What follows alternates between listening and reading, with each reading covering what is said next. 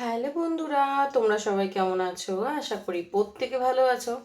তো আজকে চেক করে নেব যে যেই মানুষটির জন্য তোমার পার্টনার তোমাকে ছেড়ে দিয়ে চলে গেছে, যার কথা শুনে বা যেই মানুষটার প্রলোভনে তোমাকে সে ছেড়ে দিয়ে চলে গেছে, তোমার ভালোবাসার মানুষটা যাকে তুমি খুব ভালোবাসো, সে কি কোনোদিনও থার্ড পার্টির আসল রূপ জানতে পারবে বা তোমাকে চিনতে পারবে, তোমার ভ্যালু বুঝতে পারবে যে তুমি তাকে সত্যিই ভালোবাসতে, বা সে যে ডিসিশনটা নিয়েছে সেটা ভুল নিয়েছে, সে তোমাকে চুজ না করে অন্য কাউকে চুজ করে ঠিক করেছে, এই যে তার একটা মনোভাব, সেটা কি কখনো পরিবর্তন হবে?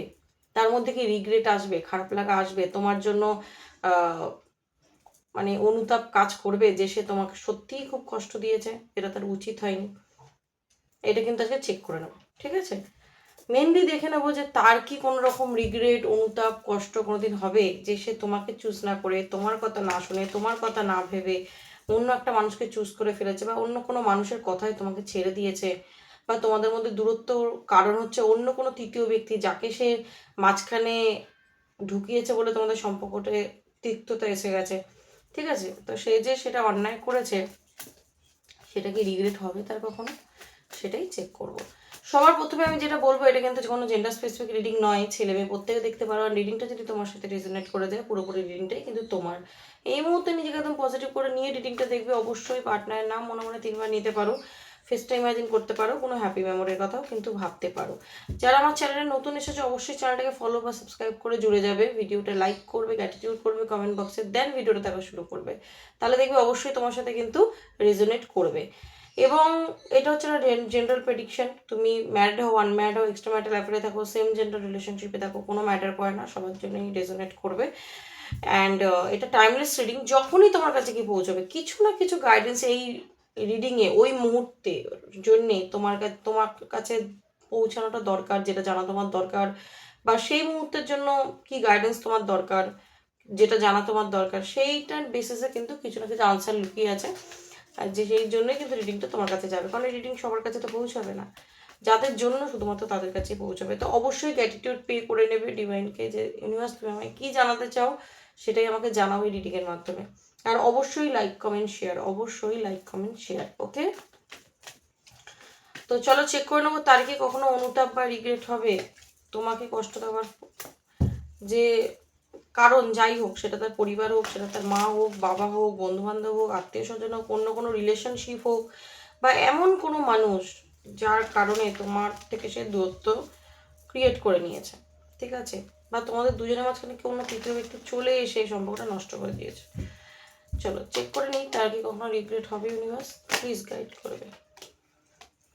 আচ্ছা, প্লিজ গাইড করবে আমার যে ভিউয়ার্স বন্ধু রিডিংটা দেখছে, তার যে পার্টনার, তাকে কোনোদিন রিগ্রেট হবে? সে যে কাজটা করেছে তার কি কোনোদিন রিগ্রেট হবে? প্লিজ ইউনিভার্স গাইড করবে। আচ্ছা, প্লিজ ইউনিভার্স গাইড করবে।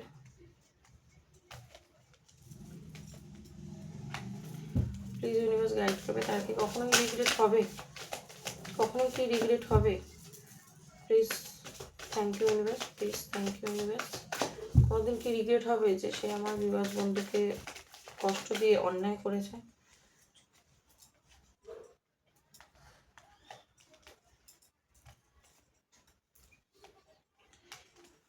তোমাদের সামনেই কার্ড বার করলাম, ঠিক আছে? প্রত্যেকটা কার্ড এলো, এই দুটো কার্ডও আমি নেব, বিকজ এই দুটো কার্ড দরকার এই রিডিংয়ের জন্য, কারণ নিজে থেকে এসেছে। চলো, আর কার্ডের প্রয়োজন পড়বে না, যা কার্ড এসে গেছে যথেষ্ট। এখানে যেটা মেনলি আমি দেখতে পাচ্ছি, আমি বলেছি তার কোনদিন রিগ্রেট হবে কি না। দেখো, হবে কি না সেটা তো অবশ্যই যে ভবিষ্যৎ বলছে, কিন্তু কারেন্ট সিচুয়েশন আমি দেখতে পাচ্ছি কারোর পার্টনারের ক্ষেত্রে অলরেডি রিগ্রেট হওয়া শুরু হয়ে গেছে, অলরেডি শুরু হয়ে গেছে, ঠিক আছে? তার মধ্যে একটা কনফিউশন অলরেডি আসছে যে সে যেটা করেছে তোমার সাথে, সেটা কি সে আদৌ ঠিক করেছে? তার ডিসিশনটা কি ঠিক ছিল, নাকি সে ভুল করে ফেললো তোমাকে কষ্ট দিয়ে, তোমাকে ছেড়ে দিয়ে সে ভুল করলো, সে অন্য কোনো মানুষকে চুজ করে ভুল করলো?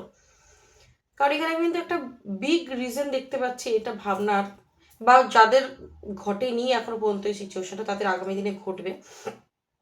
এখানে মেনলি আমি দেখতে পাচ্ছি তোমাদের রিলেশনশিপের মাঝখানে প্রচণ্ডভাবে ফ্যামিলির ইনভলভমেন্ট ছিল, ঠিক আছে? কারণ থার্ড পার্টির কার্ড দেখো মিডিলেই এসে গেছে।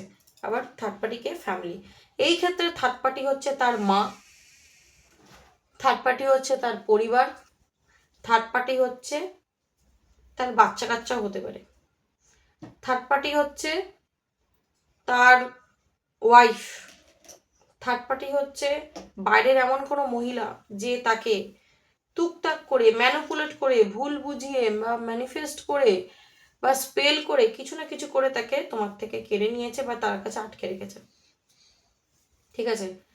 এখানে কারেন্ট সিচুয়েশনে দেখতে পাচ্ছি, দেখো তোমার এনার্জিতে কুইন অফ কাপস, তোমার পার্টনার এনার্জিতে king of cups, third party হচ্ছে হাই প্রিস্টেস, বাপরে। তো এই যে থার্ড পার্টি, সে হচ্ছে প্রচন্ড পরিমাণে চালাক, প্রচন্ড পরিমাণে শেয়ানা, বুদ্ধিমতী বা বুদ্ধিমান। তো সে কিন্তু তোমার পার্টনারকে কোনো না কোনোভাবে ডমিনেট করে, কোনোভাবে ম্যানিপুলেট করে, ভুল বুঝিয়ে যা করে হোক তোমার থেকে কিন্তু দূরে অবশ্যই করেছে। আর যদি মুখের কথা কাজ হয়নি, কিছু তো অবশ্যই কাজ করেছে, কারণ এখানে মনেরও কার্ড এসছে, আবার হাই প্রিস্টেসেরও কার্ড এসছে। তো তোমার যে পার্টনার রয়েছে তার তোমার প্রতি ফিলিংস অবশ্যই রয়েছে, তোমাকে ভালোবাসে, তোমার জন্য ইমোশন রয়েছে এবং তোমারও আছে। কিন্তু এবং আরেকটাও কথা বলি, সে কিন্তু তোমার সাথে কোনো না কোনো দিন চেয়েছিল থাকতে, ফিউচার ভবিষ্যৎ সে তোমার সাথেই ভেবেছিল, ঠিক আছে? কিন্তু হঠাৎ এই থার্ড পার্টি তোমাদের দুজনের মাঝখানে ঢুকে সব কিছুকে ওলট পালট করে দেয়, এলোমেলো করে দেয়। দ্য টাওয়ার কার্ড তোমাদের সম্পর্কের মাঝখানে টাওয়ার মুভমেন্ট ঘটিয়ে দেয়। যদি থার্ড পার্টি হাজবেন্ড বা ওয়াইফ হয় তার, সেই ক্ষেত্রে তাকে মানে বেঁধে রেখেছে কোনো সিচুয়েশন, পরিস্থিতি হতে পারে, তাদের বাচ্চা কাচ্চা রয়েছে, যদি তুমি এক্সট্রা ম্যারিটাল অ্যাফেয়ারে রয়েছে তাদের বাচ্চা কাচ্চা রয়েছে, তারা সংসার করছে, হুম। তো সেই ক্ষেত্রে তাকে বাচ্চার দোহাই দিয়ে, টাকা পয়সার দোহাই দিয়ে, মানে কিছু একটা করে তাকে বেঁধে রেখেছে। মানে সে বাঁধনে থাকতে তো চাইছে না, কারণ তোমার জন্য ইমোশন কাজ করছে, বাট তাকে বেঁধে রাখা হয়েছে। তো সে আজকের দিনে কনফিউজ যে আমি কি করব, আমার মন টানছে একটা মানুষের দিকে, আমি ভালোবাসি একটা মানুষকে, কিন্তু থাকতে হচ্ছে আরেক জায়গায়। তো আজকের দিনে সে চুপ হয়ে গেছে, সাইলেন্ট, একদম চুপ, অনেক কিছু ভাবছে মাথার মধ্যে, এবং তার জীবনে যেই থাক না কেন তো সে কিন্তু ধরে আছে তোমাকে, যেই থাকুক, ঠিক আছে? হতে পারে সেখান থেকে সে বেরিয়ে আসতে পারছে না, এটা হচ্ছে রিজন।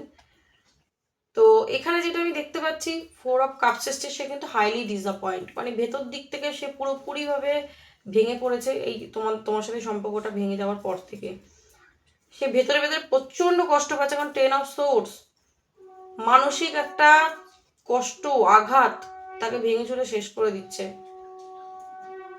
তো হতে পারে থার্ড পার্টির সাথেও আজকের দিনে দাঁড়িয়ে বিশাল ঝগড়া অশান্তি হচ্ছে, বিশাল ঝগড়া অশান্তি হচ্ছে।